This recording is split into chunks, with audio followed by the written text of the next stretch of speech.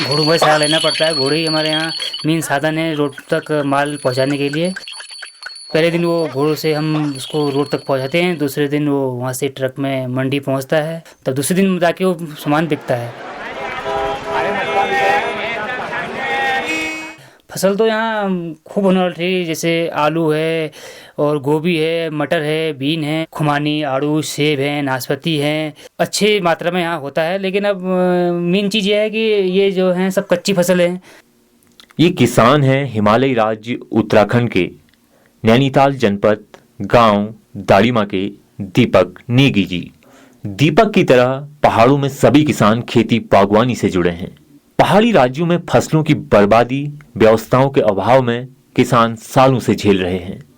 हर साल मतलब ऐसे ही ठहरा, मतलब जब से हम देखते हमें होश संभाले तब से ऐसी है कि मतलब हाँ बर्बादी ज़्यादा है। फसलों की इस बर्बादी का असर बहुत बड़ा है। केंद्रीय शीतोष्ण बागवानी अनुसंधान संस्थान के सीनियर साइंटिस्ट डॉक्टर BL अत्री बताते हैं।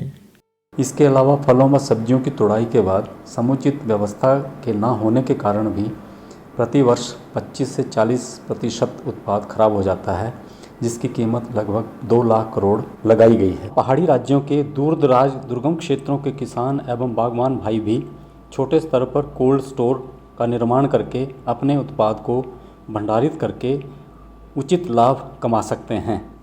पहाड़ी राज्यों में भी फसलों के नुकसान को देखते हुए किसानों ने कोल्ड स्टोरेज की मांग आती रही है, लेकिन पर्यावरण को जानने वाले लोग बतलाते हैं तमाम तरह के कूलिंग संयंत्रों जैसे AC और फ्रिज में HFC नाम की एक गैस का उपयोग करते हैं, जो कि एक ग्रीन हाउस गैस है और धरती के तापमान को बढ़ाने का काम करती है। कुछ विशेषज्ञ मानते हैं कि ग्लोबल वार्मिंग के लिहाज से HFC कार्बन डाइऑक्साइड से लगभग 3000 गुना ज्यादा हानिकारक है। वर्तमान में पर्यावरण, वन एवं जलवायु परिवर्तन मंत्रालय द्वारा कूलिंग एक्शन प्लान पर जोर दिया जा रहा है, जिसका उद्देश्य है समाज को पर्यावरणीय और सामाजिक आर्थिक लाभ प्रदान करते हुए सभी के लिए स्थायी तौर पर जो लंबे समय तक चलने वाले कोल्ड स्टोर हैं और आवश्यकता अनुसार ऊर्जा के उपयोग को सभी तक पहुंचाया जाए।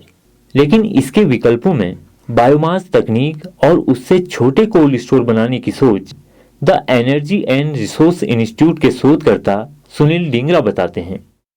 तो जो खेती आप करते हैं तो खेती का जो ग्रेन निकाल लिया है तो उसके बाद में जो अवशेष बचता है वो बायोमास का पार्ट है। और इसलिए अगर हम जोड़ें कि जो एनिमल वेस्ट, जो काऊ डंग हो गया, वो सारा भी बायोमास की ही कैटेगरी में माना जाता है।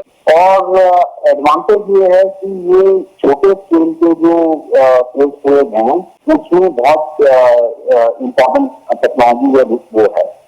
तो लगभग आप मान के चलो 2 टन, 5 टन, अगर 10 टन, 15 टन मटेरियल आपको स्टोर करना है कम्युनिटी के लेवल पे, तो ये वाली टेक्नोलॉजी जो है उसका ऑपरेटिंग कॉस्ट भी काफी कम होता है और वो लोकल रिसोर्सेज जो तमाम बायोगैस की फॉर्म में या लकड़ी के अवशेष जो हम बात कर रहे हैं उनसे रख के चला सकते हैं इसको। बिजली से चलने वाले कोल्ड स्टोरों को बराबर बिजली मिलती रहनी चाहिए, जिससे इसमें रखी गई फसल का दाम बिजली के खर्च को लगाकर बढ़ जाता है। उत्तराखंड के पहाड़ी किसान जो लंबे समय से कोल्ड स्टोर की मांग करते आए हैं, उन सभी किसानों की संभावनाओं को टेरी के शोधकर्ता करण मंगोत्रा बताते हैं। कोल्ड स्टोरेजेस भी राज्य सरकार के अंदर आता है, यूजुअली उनके एग्रीकल्चर या हॉर्टिकल्चर डिपार्टमेंट्स के अंदर। तो उत्तराखंड में भी कोल्ड स्टोरेज के प्लान्स ऑलरेडी थोड़े बेसिक लेवल पर एग्जिस्ट करते हैं। तो ये सब चीजें हैं, सब्जेक्ट्स हैं जो उस पर राज्य सरकार ऑलरेडी कूलिंग के नाम पर कुछ कुछ करती है। सबसे पहला काम तो ये होना चाहिए कि राज्य देखे कि कूलिंग का कौन सा जो पहलू है वो आपका अपना विषय है और उस पर एक्शन स्टार्ट करे। और अगर लगता है कि राज्य के अंदर भी कूलिंग बड़े सारे विभागों में देखा जाता है तो स्टेट कूलिंग एक्शन प्लान भी बनाया जा सकता है, ताकि स्टेट के अंदर, राज्य के अंदर जितनी कूलिंग रिलेटेड चीजें हैं वो एक ही जगह पर आए, जो कि ये एग्जाम्पल के तौर पे मैं कह रहा हूं कि चीफ सेक्रेटरी लेवल पर कोई कमेटी बने जहां पर उसका इम्प्लीमेंटेशन देखा जाए। राजस्थान की मंडी में किसानों के लिए एक छोटा कोल्ड स्टोर बनाया गया है जो बायोमास तकनीक से चलता है। किसान मंडी में फसल लाते हैं, अगर दाम सही नहीं मिले तो वो एक दिन के किराए पर अपनी फसल वहां रख देते हैं। अगर इस तकनीक को सामुदायिक स्तर पर लाना हो तो क्या प्रयास होने चाहिए?